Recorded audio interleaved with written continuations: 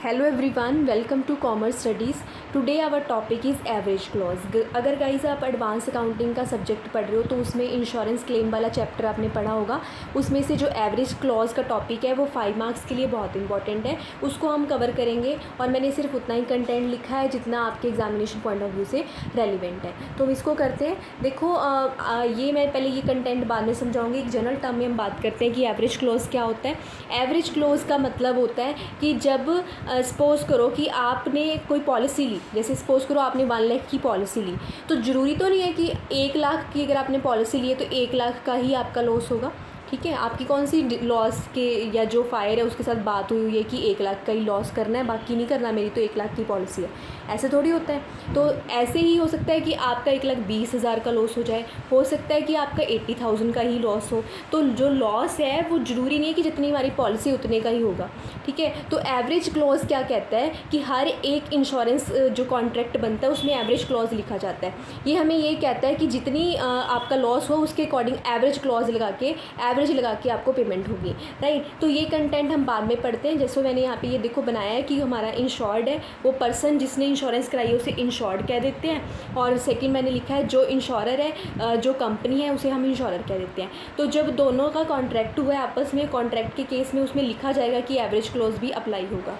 Right, तो ये है एवरेज क्लॉज, दोनों का एग्रीमेंट हुआ, एवरेज क्लॉज उसमें अप्लाई किया जाता है। देखो हम इस एग्जाम्पल के साथ इसको समझते हैं। जैसे सपोज करो आपने इंश्योरेंस पॉलिसी जो आपने ली थी वो आपने 1 लाख की ली थी, और आपका जो स्टॉक जो लॉस हुआ ड्यू टू फायर वो आपका हुआ 1,40,000 का। आपकी पॉलिसी थी इतनी और आपका 1,40,000 का लॉस हो गया। और उसमें से जो आपका 1,40,000 आपका क्या था, टोटल स्टॉक की वैल्यू थी आपकी 1,40,000, और 1 लाख का क्या था, आपकी पॉलिसी थी।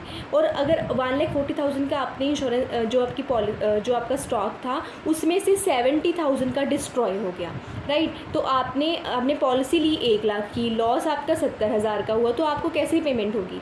तो आपके लिए इसमें एक एवरेज क्लॉज लगाया जाता है, जैसे value of stock destroyed into value of insurance policy divide by value of stock on date of fire. तो हमारा लॉस कितने का हुआ यहाँ पे 70,000 हम लिख देंगे, इनटू हम क्या करेंगे, वैल्यू कितने की पॉलिसी आपने ली थी 1 लाख की, 1 लाख डिवाइड किससे करेंगे, वैल्यू ऑफ स्टॉक, कितना स्टॉक था जब हमारी फायर हुई तो हमारे पास कितना स्टॉक था 1,40,000, तो हमारा आ गया 50,000।